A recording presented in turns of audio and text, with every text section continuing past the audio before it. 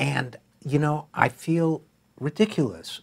In the last segment, I forgot that, of course, people in Puerto Rico can't vote for president. They can't vote for president even though they are American citizens because of the Electoral College. Puerto Rico doesn't have any electoral votes. Now, you could say that's because it's not a state, but it's important to remember when we talk about the Electoral College that this is an institution that was actually crafted out of slavery, that the Electoral College was created in order to mollify and placate the slaveholding states who were afraid during the foundation of this country that they would eventually, through democratic process, lose their rights to own, to enslave other human beings, and so to preserve slavery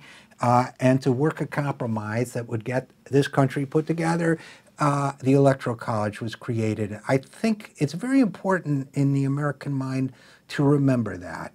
Electoral College equals the placating of slavery. So there is a bitter symmetry in the fact that today the people of Puerto Rico are being denied representation because of this post-slavery institution, but then much of our American democracy is in fact the relic of that earlier unjust time. The United States Senate, which is loosely modeled on the House of Lords in England, is not a democratic institution by nature either. It was also basically meant to be a check on the rabble in the lower house, in the House of Representatives. It is serving as an anti-democratic institution today, yet today, as we see that, for example, a very low population state like Rhode Island, which has, what, 300,000 people, or Wyoming, both predominantly white, have just as many members each in the United States Senate as, for example, the state of California, which is 1/5 of the population, has no more representation in the Senate than these tiny states. So you might ask, well, why not Puerto Rico with its several millions of people? Why doesn't it have statehood?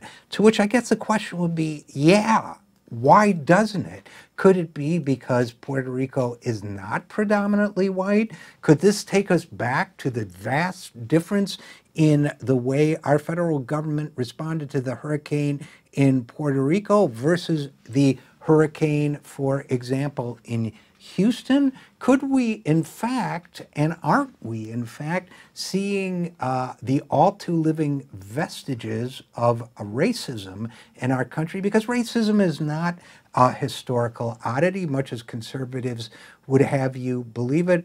Racism is present and living. It is a living presence among us, no matter what we may think. It lives in the Electoral College. It lives in the plight of the people of Puerto Rico. It lives in the ill health of young black and brown children in this country. It lives in our lack of social mobility. So while we may admire the abolitionists who fought slavery as if they live in a far-off land, in fact, we need to be the abolitionists of our time.